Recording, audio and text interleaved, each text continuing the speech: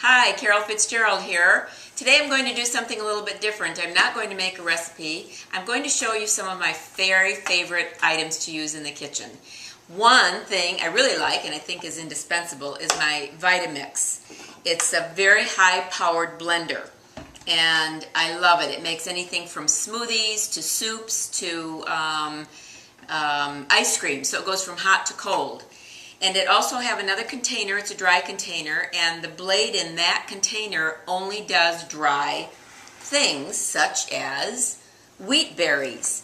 These are hard winter wheat berries, and you put them in the blender and in less than 60 seconds they turn into this very finely ground flour. It's got a little bit of a grainy texture to it, which I love. It tastes wonderful. So I was so excited the other day because I made my own flour, and guess what? My son and daughter-in-law taught me how to do it. So I love it when I learn things from my children. But anyway, I made, right after I ground this flour, about a cup of wheat berries makes about a cup of flour, and right after I ground them in my Vitamix, in 60 seconds, I put them in my vegan chocolate chip recipe cookie recipe, vegan chocolate chip cookie recipe. So they were wonderful. I just thought they were great. So that you can do great things with. This is a nut grinder. When you only have a few nuts to grind, I put the lid on and then I grind. I go forward and backward and forward and backward until all the nuts are ground. Now if you have a great many nuts to grind, then you want to use a food processor. It'll take you less time. If you want them coarser than this, better to just do them by hand. But that really works well. Let me see here. Where's my lemon zester? I should have zested first before I cut this in half. But anyway, this is a lemon zester. When you need to zest for flavoring, you just take the yellow part. This is not going to work because I'm squeezing the juice out on the other end, but just the yellow part to add to your flavor, cookies or whatever you're making, muffins, scones, and that is very, very flavorful. The other half, what I wanted to show you, is a very old-fashioned lemon juicer. And as you get older, your hands get weaker. So I love to use this. There are other juicers out there, but my hands don't operate them. This works well for me. So it catches the pulp and the seeds right here in this little area and then the juice in here.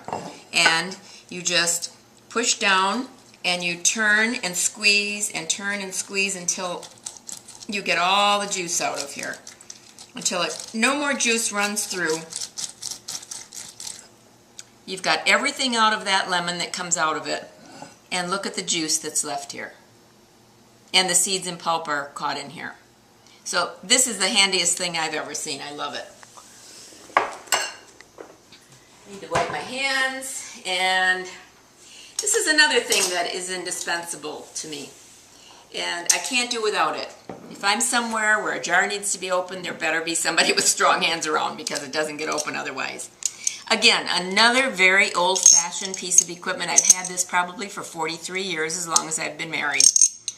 And I don't even know, I have never seen them in any of the stores. I don't know if you can buy them anymore, maybe in a flea market or a garage sale somewhere. But it does wonders at opening the jar. My left hand is stronger, so I have to turn this around. And you just clamp it to the lid, and you turn, and you'll hear the pop. Oh, you didn't hear it that time. But anyway, that's the idea. So that works for me. I never would have been able to open that with just my hands.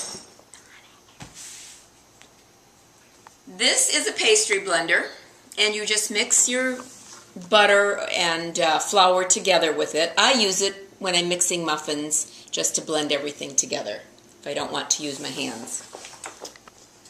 Rubber scrapers. I probably have a couple more of these. I do, right here. This is my little utensil container that I keep near my stove. And I'm always using rubber scrapers. My mother taught me, one of the things my mother taught me, she taught me many things, but these rubber scrapers get absolutely everything out of the bowl or the pan. I hate leaving half the stew or batter in the bowl or the pan, and so I use these. It's got those. I have another one that I really need to buy. It's another size, and this one's really seen its day. I'm going to buy another one of these, but it's a smaller one for smaller jars. Wooden spoons are great too, and I love those. This is a whisk, W-H-I-S-K, and sometimes it's called a whip, but great for smaller bowls. And this is great too when you need to sift flour. I don't always sift it, even if it calls for it to be sifted. I use this whisk to take lumps out of. Cocoa is one thing. It's always got lumps in it, and this wire whisk will work to get the lumps out of cocoa. And if you've got any flour that has lumps in it too, that works great.